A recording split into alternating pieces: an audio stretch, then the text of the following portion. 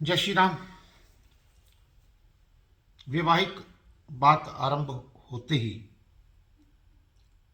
चर्चा शुरू होती है गुण मिलान या मेलापक या कुंडली मिलान किसे कहते हैं। आज हम इस बात पर विशेष चर्चा करेंगे। कुंडली मिलान वैवाहिक जीवन के लिए अत्यंत आवश्यक है, जिसमें हम कुछ बिंदुओं पर विचार करते हैं। कुंडली मिलान क्यों जरूरी है या कुंडली मिलान का अर्थ क्या है। विवाह पूर्व कुंडली मिलान, गुण मिलान, मेलापक मिलान, इसे अलग अलग बातों के द्वारा कहा जाता है।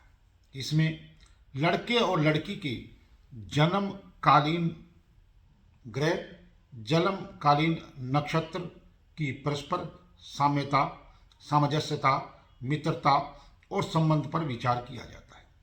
शास्त्रों में मेलापक के दो भेद होते हैं, एक ग्रह मेलापक और एक जो है नक्षत्र मेलापक। इन दोनों के आधार पर लड़के और लड़की की शिक्षा, चरित्र, भाग्य, आयु, प्रजनन अक्षमता, यौन संबंध का आंकलन किया जाता है। नक्षत्रों के अष्टकूट तथा 9 ग्रहों को इस रहस्य से व्यक्त किया जाता है। अष्टकूट सूत्र में दोनों के आपसी गुण धर्मों को 8 भागों में बांटा गया है। ये गुण जन्म राशि, जन्म नक्षत्र पर आधारित होते हैं। दोनों की कुंडली में जन्म समय में चंद्रमा जिस राशि व जिस नक्षत्र पर होता है उसे जाति की व्यक्तिगत राशि या व्यक्तिगत नक्षत्र कहा जाता है। इसी को मुख्य आधार मान करके जो है ये अष्टकूट मिलान होता है। अष्टकूट सूत्र में दोनों के आपसी गुण धर्मों को 8 भागों में बांटा गया है। ये गुण जन्म राशि, जन्म नक्षत्र पर आधारित होते हैं। ठीक है, इन गुणों को क्रमशः 1 से लेकर 8 अंक दिए गए हैं। कुल मिलाकर के ये 36 अंक होते हैं, जिनमें से कम 19 अंक मिल जाने पर विवाह को सामान्य कहा जा सकता है, ठीक मिलान कहा जाता है। लेकिन इसके लिए इसका नाड़ी मिलान होना अत्यंत जरूरी होता है। कहीं कहीं बुकोट मिलान को भी अधिक महत्व दिया जाता है, लेकिन मुख्यतः नाड़ी मिलान का होना अति आवश्यक है। अष्टकूट मिलान में वर्ण, वश्य, तारा, योनि, ग्रहमित्री, गण, भटूक और नाड़ी का मिलान किया जाता है। अष्टकूट मिलान ही काफी नहीं, कुंडली में मंगलिक दोष भी देखा जाता है। फिर सप्तम भाव, सप्तमेश, सप्तम भाव में बैठे ग्रह, सप्तम और सप्तमेश में देख रहे ग्रह और सप्तमेश की युति भी देखी जाती है। इसके अलावा 20 कन्या और भी बहुत सारी चीजें हैं जिस पर हमारा बाद में विचार विमर्श रहेगा। आज मुख्य हमारा जो दृष्टिकोण है वो अष्टकूट मिलान के बारे में। इसमें 8 वर्ण का 1 अंक, वश्य के 2 अंक, तारा के 3 अंक, योनि के 4 अंक, मैत्री के 5 अंक, गण के 6 अंक और भकूट के 7 अंक होते हैं। नाड़ी के 8 अंक होते हैं।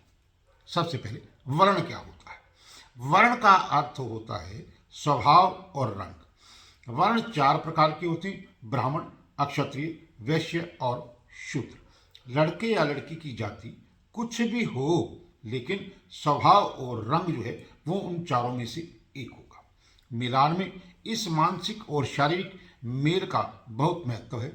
यह रंग का इतना महत्व नहीं है जितना यहाँ पर स्वभाव का अधिक महत्व होता है। नंबर 2 वश्य, इसके 2 अंक होते हैं। वश्य का संबंध मूल व्यक्तित्व से होता है।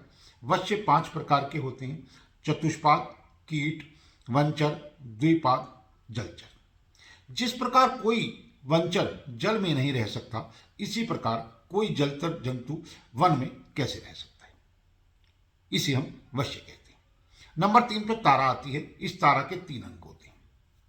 तारा का संबंध दोनों के भाग्य से है। जन्म नक्षत्र से लेकर 27 नक्षत्रों को 9 भागों में बांट करके 9 तारा बनाई गई, जिन्हें हम जन्म, संपत, विपत, अक्षेम, प्रत्यरी, वध, साधक, मित्र और अमित्र के नाम से जाना जाता है। वर के नक्षत्र से वधु और वधु के नक्षत्र से वर के नक्षत्र तक तारा गिनने पर विपत, प्रत्यरि और वध नहीं होना चाहिए। शेष बाकी जो तारे होते हैं वो ठीक होते हैं।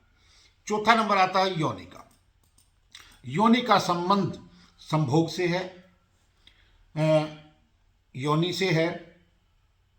जिस तरह कोई जलचर का संबंध वनचर से नहीं हो सकता, इसी तरह से संबंधों की जांच की जाती है। विभिन्न जीव जंतुओं के आधार पर 13 योनियां नियुक्त की गई हैं, जिसमें अश्व, गज, मेष, सर्प, श्वान, मार्जार, मूषक, महिष, व्याघ्र, मृग, वानर, नकुल और सिंह। हर नक्षत्र को एक योनि दी गई है। इसी के अनुसार व्यक्ति का मानसिक स्तर बनता है। विवाह में विपरीत लिंग के प्रति आकर्षण योनि के कारण ही होता है। शरीर संतुष्टि के लिए योनि मिलान का भी अति आवश्यक है। अब आता है राशि मैत्री। राशि का संबंध व्यक्ति के स्वभाव से है।